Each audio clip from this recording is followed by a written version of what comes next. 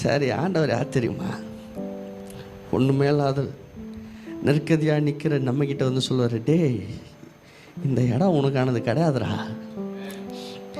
நீ இங்கே நிற்க வேண்டிய இடம் கிடையாது. ஆண்டவரே, ஃபைனான்ஸில் கஷ்டப்படுறேன், இந்த பிரச்சனையில் கஷ்டப்படுறேன், குடும்ப பிரச்சனையில் கஷ்டப்படுறேன், சுற்றி இருக்கிற பிரச்சனை, இது உன் இடம் கிடையாது. ஆண்டவரே, எனக்கு இந்த தேவை இருக்குது, அந்த தேவை இருக்குது, இந்த சிச்சுவேஷன் இருக்குது, இந்த ப்ராப்ளம் இருக்குது, புரோக்கன்னஸ்ல உட்காந்துருக்க. ஆண்டவரே, இது உன் இடம் கிடையாது. பக்கத்தில் பார்த்து சொல்லுவோம், கூடாரத்தின் இடத்தை விசாலமாக்கு. சார், ஒன்றுமே இல்லாத நிலைமையில் ஆண்டவர் என்ன சொல்கிறாரோ அதை பண்ணிடுங்க. தைரியமாக பண்ணுங்க, கால் எடுத்து வைங்க.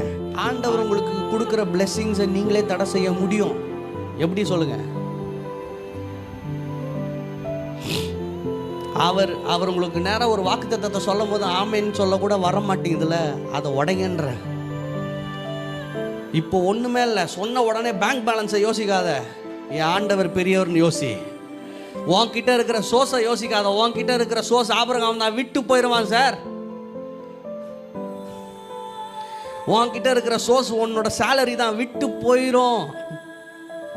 ஆனால் என் ஆண்டவர் விட மாட்டார். கர்த்தரை தெய்வமாக கொண்டிருக்கிற ஜனம் அது பாக்கியம் உள்ளது.